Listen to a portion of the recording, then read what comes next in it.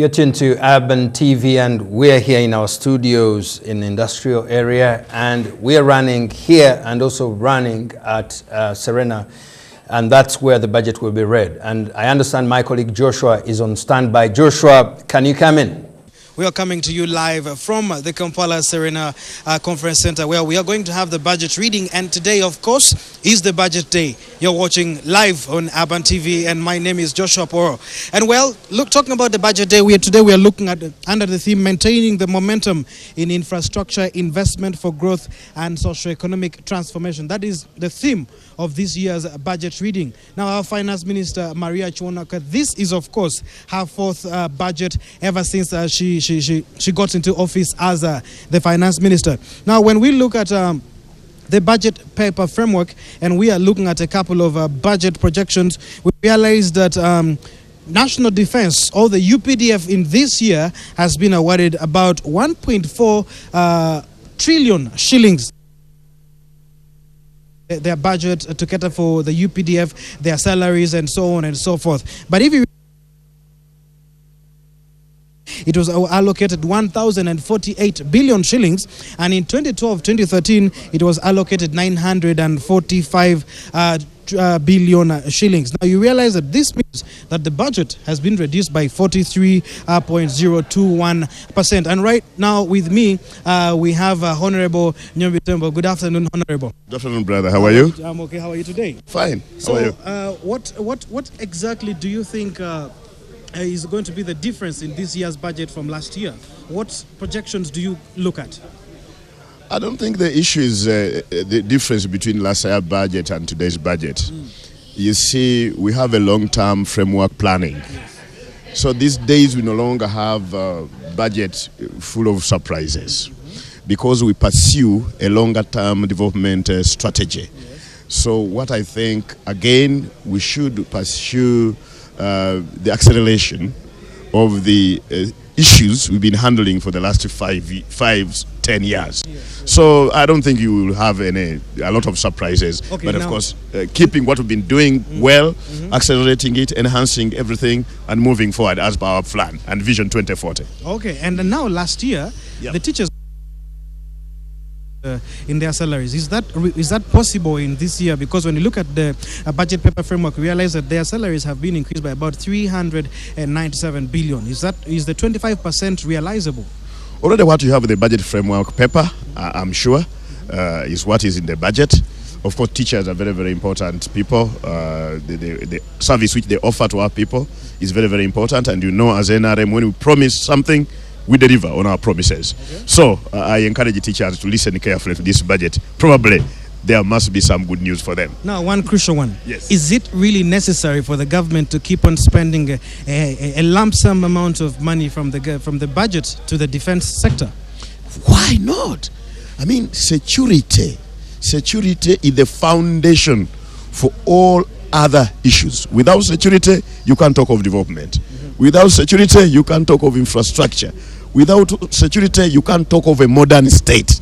So to me, security must be given first priority. Because when you are secure, when you have secured your country, you'll have a country. Okay. Now, just looking at it in Uganda, nobody is planning to attack Uganda anytime soon. Look at Uganda, probably at one point or another, who had loggerheads with Congo. Why can't we sign a peace pact and instead trade with Congo and make money other than fight with a neighbor? That's just an example. So why would we fight other than make peace? Sure, that's what I hear. Even some people say, you don't plan for war when you've been attacked. Every country, there's what we call latent animosity among countries. There's always latent animosity. You must always be planning as if war will take place tomorrow. If you start planning when you've been attacked, then you won't have a country. So for us, we are still building our capacity to defend our national sovereignty, and of course that one needs a lot of budgetary resources. And for sure, the geopolitical setting in which we are in the Great Lakes region, when you see what is happening in the Congo, when you see what is happening in the Sudan, when you see what is happening in Somalia, when you look at the threat intensity of the Great Lakes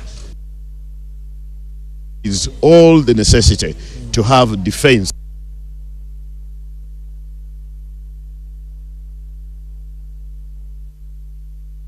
South Sudan. Yep. We have been accused.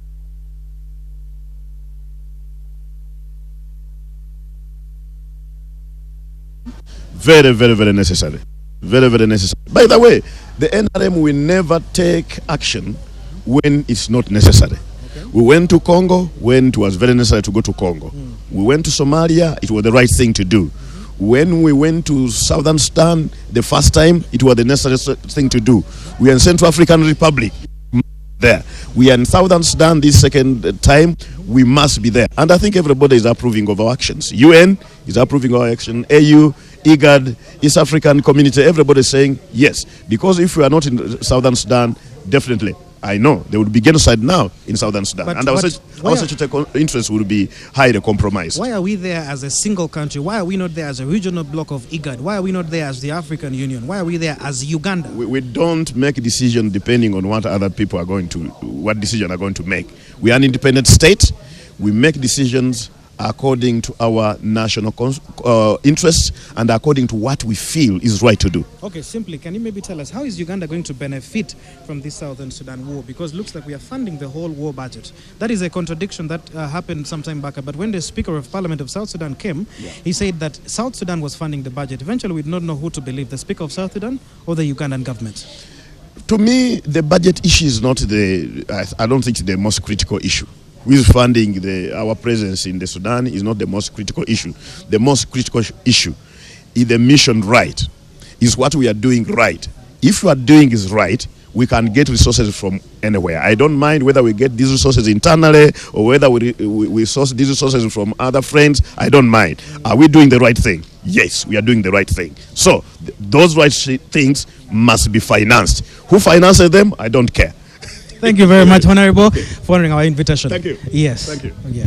And yet again, you're still live on Urban TV. My name is Joshua Poro. That was Honorable Njombe Temba. But just to bring to your attention, when we look at government projections, the government is supposedly or expected, according to the budget paper framework, going to raise taxes on a couple of things. And I just want to mention to you those processed milk. We're going to have probably taxes going to be released on those. We're looking at computers. We're looking at fuel, petrol. We're looking at paraffin. That means the prices are actually going to go up. We're looking at private schools. A lot of people have been talking about private schools almost becoming a serious business, and government is now planning to levy taxes on private schools. Sports betting, yes, taxes are also going to be levied on sports betting, and vehicle inspection. The motor vehicle inspection, as you're importing your car, we are going to have taxes levied on that, and also tertiary institutions. But if you realize and recall very well now, according to the budget framework, we realize that the President Budget Committee has proposed a 3% budget stamp duty on sale of land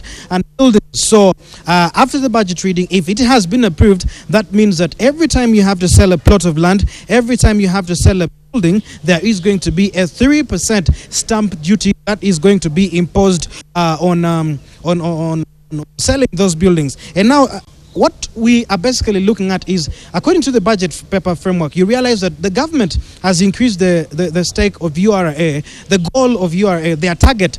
In the last financial year, 2013-2014, it was about 8 trillion shillings. But now it has increased it to about 10 trillion shillings. And if we look at this year's collection, you realize that URA is in a deficit of over 400 billion. So what are we looking at? URA increasing taxes to make sure that we realize the 10 trillion shillings. So I think those are some of the issues that we shall be looking at. These are some of the things that you should expect, of course. These and a lot more coming to you live from Urban TV right now. Thank you very much for giving us your time, but I return you back to the team in the studio.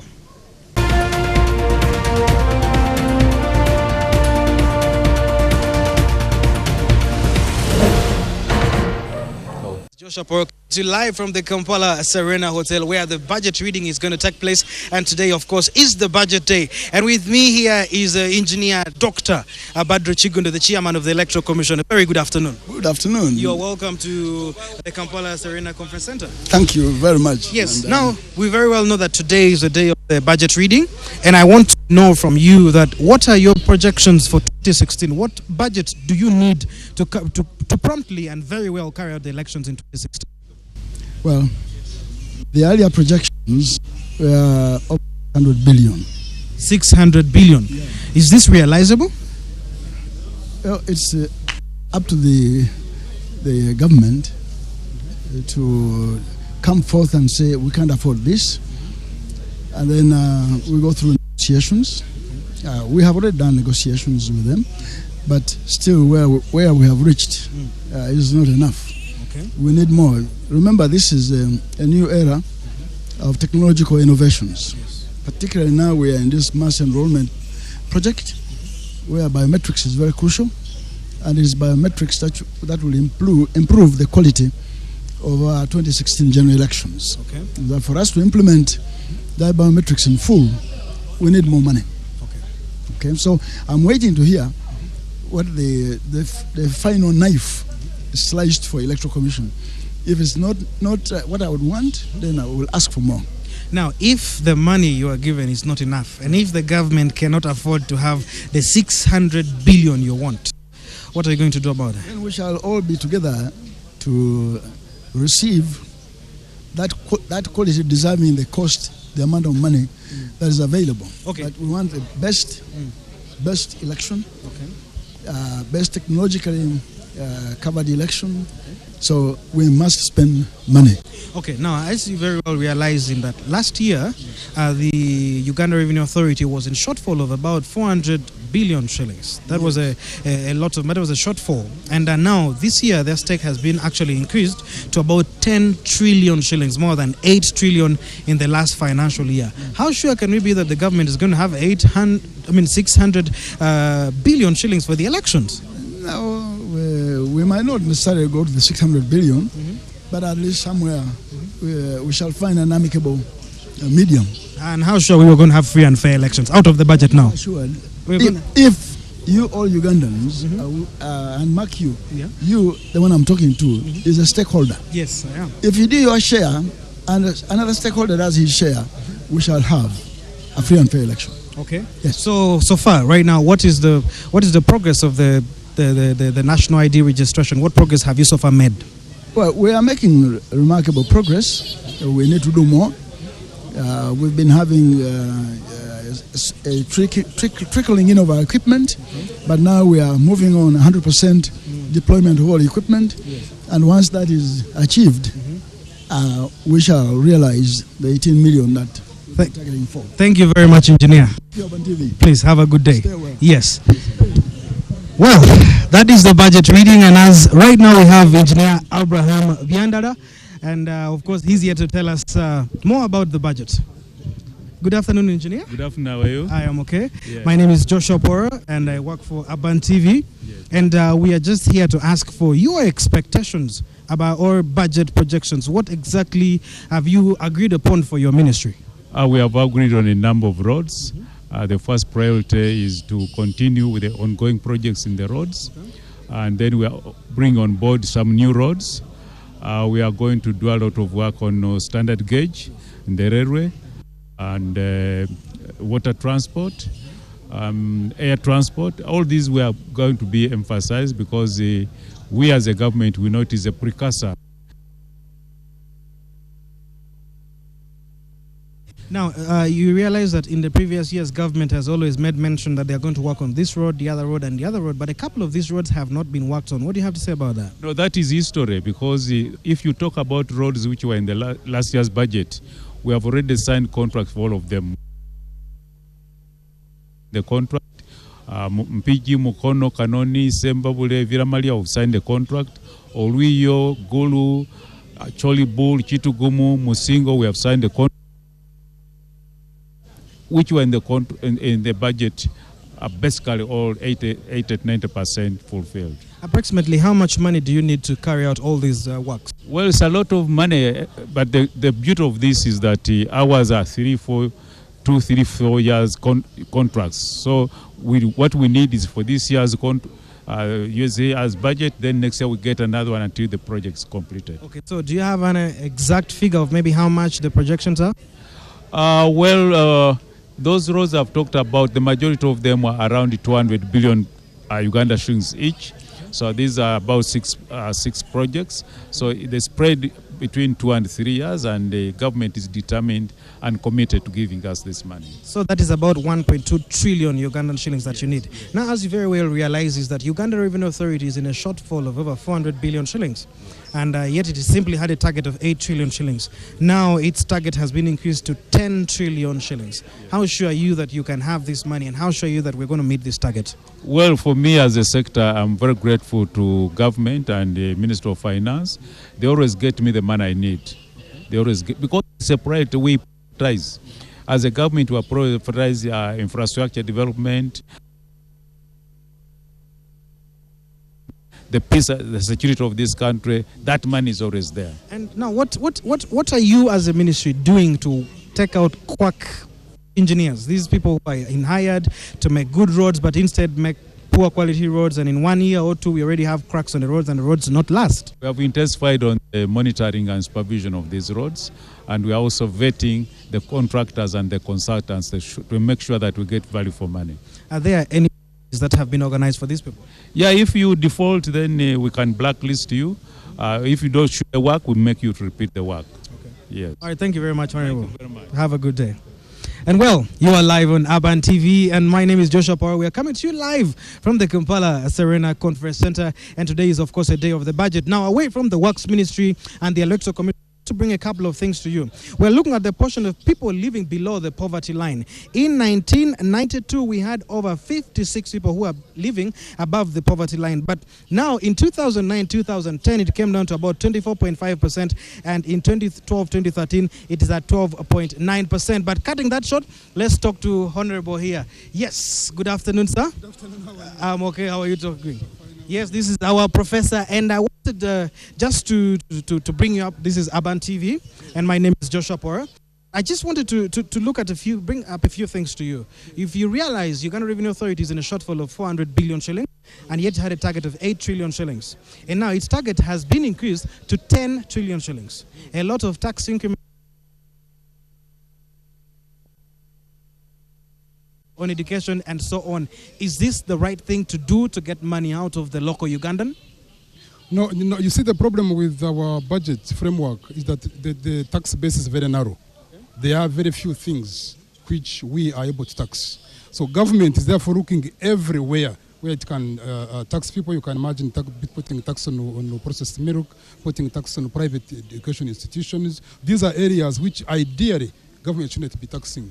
But because of lack of a wide tax base, having very few things that we can tax, that's why government is moving outside the areas it shouldn't have been taxing, and taxing those areas. We have been having a very big shortfall from Uganda Revenue Authority, and the government therefore means that it has to continue getting money and pay salaries, meet every expenditure that is planned, but of course with now no expenditure outcome to cater for that. So government has therefore to look for every area possible to be able to catch up with now expenditure. I'm sure you're a very brilliant professor, and I just want to inquire that, you know, if the government does not have to tax all the money out of the local man, who is already paying a lot of money to cater for government taxes of 8 trillion shillings, what is the best thing possible that government can do to realize a 10 trillion target for a budget?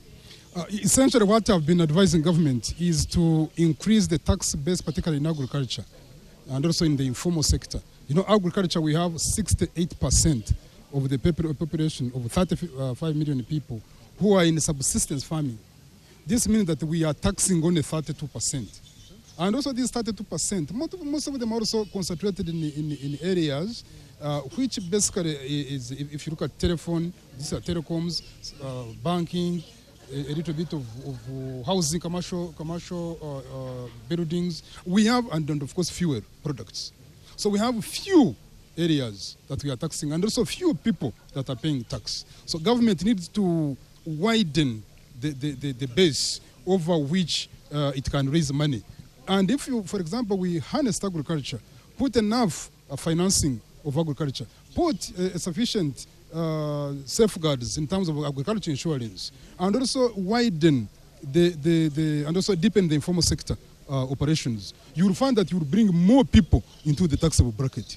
Because the informal sector employs over 60% of the population. But this sector goes outside it has operations which are completely outside the tax base, outside the tax bracket. And so you find that we remain with very, very narrow people, very few people who bear the whole burden of tax. And this is not good for an economy. Okay, now let's move away from taxes. If you realize that in the last financial year, government gave over 1.5 trillion shillings to education, and according to the budget framework paper, this year they are giving over 1.9 trillion shillings to education. But again, also when we look at when we look at the UPE and the USE, now the money per pupil is being reduced about 6,000 shillings per year. You see, how do you think this is affecting our education system? The lack of sufficient funding for education, and for me, I have not been even focusing on education, but actually on skills development, skills mixed development, which is human capital formation, is that is not cheap. You know, human capital is not cheap. It is technical skills which you must inculcate in the people, and these are technical institutions which are very expensive to operate. That's why you find that most of the schools that we have tend to focus mostly on arts subjects, because these are much cheaper. But what we would want is increased financing, particularly of training and skills mixed development, which basically translates to technical schools, and with the schools and the technical institutions that are dealing with the machinery, and people are learning agricultural value addition, and people are learning ICTs, and people are learning carpentry, electronics, and these are areas that transform these economies I've been talking about, particularly the East Asian tigers. Their budgets focused more on training and skills development, which now have transformed their economies very, very successfully. Best examples being South Korea. Thank you very much, Professor. Thank you very much. Please. Yeah, thank you. Yes, that was Professor Niwagaba, and you are still live watching Aban TV. My name is Joshua Poro, but a crucial question I would need to ask you today is it necessary for the government to keep on spending a huge chunk of our budget on defense? When we look at the USA, which is the biggest spender on defense in the world, it spends in trillions of dollars, but right now they are cutting military. They are cutting on their expenditure in defense. The government has actually been spending over 1 million shillings on each soldier in Iraq per year. Now, that is a lot of money, and the U.S. government is trying to reduce that. So the crucial question is here that does government have to spend a huge chunk of money on defense? That is a question that you should answer, and I should answer, and the government should answer. For right now, I'll take you back to the studio.